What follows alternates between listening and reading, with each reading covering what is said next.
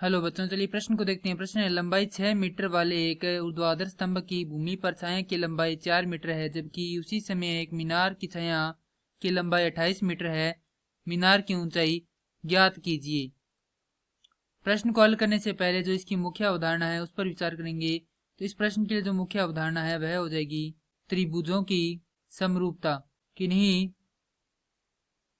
दो त्रिभुजों के संगत कोण व संगत भुजाओं का अनुपात बराबर हो तो वे समरूप त्रिभुज कहलाते हैं, और यह उनका गुण जो होता है वह क्या कहलाता है? समरूपता कहलाता है। अब हमने यहाँ पर देखा है कि लंबाई 6 मीटर वाले एक ऊर्ध्वाधर स्तंभ, तो ये जो पहला त्रिभुज है इसमें हम मान लेंगे कि ये क्या है? एक स्तंभ है जिसकी लंबाई कितनी है? 6 मीटर है, तथा इसकी छाया की लंबाई कितनी है? 4 मीटर है। तो इसकी छाया किस पर बनेगी? भूमि पर बनेगी। तो यह हो जाएगा 4 मीटर। इसे नाम देंगे ए, बी व सी। उसी समय हमें एक मीनार की छाया की लंबाई दे रखी है 28 मीटर, अर्थात इसकी लंबाई यह दे रखी है हमें 28 मीटर।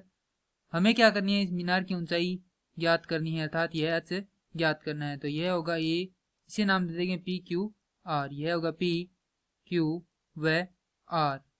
यहाँ पर मान लीजिए यहाँ पर क्या है? सूर्य है इस प्रकार से, और जो छाया बन रही है वह किससे बन रही है? मीनार से बन रही है। तो अर्थात ये कोण कितने डिग्री का होगा? 90 का बनेगा, और यह भी कितने का? 90 डिग्री का। और यहाँ का जो यूनियन कोण है वह किसके बराबर होगा? यहाँ के यूनियन कोण के बराबर होगा, क्योंकि एक ही समय छाया बन रही है। अर्थात ये कोण किसके बराबर होगा? इस कोण के बराबर होगा, क्योंकि सूर्य से जो प्रकाश आएगा वो कुछ इस प्रकार से आएगा, तो इनका जो यूनियन कोण होगा वह क्या होगा? बराबर होगा। तो अब हमें जो दिया गया है वह लिखते हैं।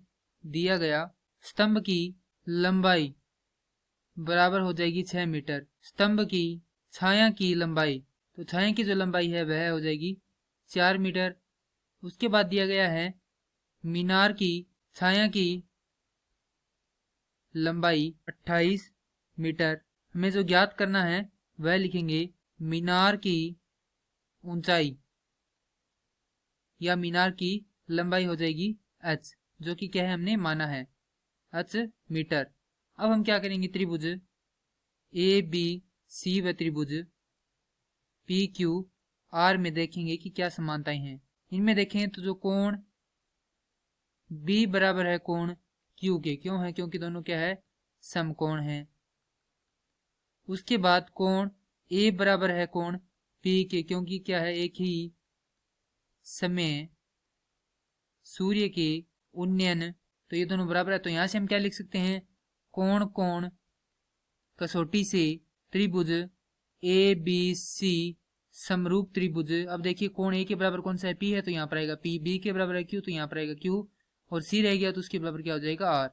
तो यह हो गया हमारे पास त्रिभुज ए बी सी समरूप त्रिभुज पी क्यू आर। अगर ये त्रिभुज समरूप है तो हम यहाँ से क्या लिख सकते हैं? इसकी भुजाओं का जो अनुपात है वह क्या होगा? बराबर होगा, अर्थात जो उनकी संगत भुजाएं उनका अनुपात बराबर होगा। तो यहाँ पर ए बी बटा पी क्यू बराबर होगा बी सी बटा क्यू आर के। तो यहाँ से हम लिखेंगे ए बी का मान है 4 बटा पी क्यू का मान हमारे पास है 28 बराबर बी सी का मान है हमारे पास 6 बटा क्यू आर का मान है हमारे पास h। तो h का मान यहाँ से हो जाएगा h बराबर 4 बटा 28, माफ कीजिए 28 गुना 6 बटा में 4। तो यहाँ से काटेंगे तो यह कितने बार कटेगा? 7 बार। तो h का मान आ जाएगा हमारे पास 42 मीटर, अर्थात जो मीनार की ऊंचाई है वह कितनी है? 42 मीटर है। और यही क्या है? हमारे प्रश्न का उत्तर है। मैं आशा करता हूँ कि यह प्रश्न आपको समझ में आया होगा। धन्यवाद।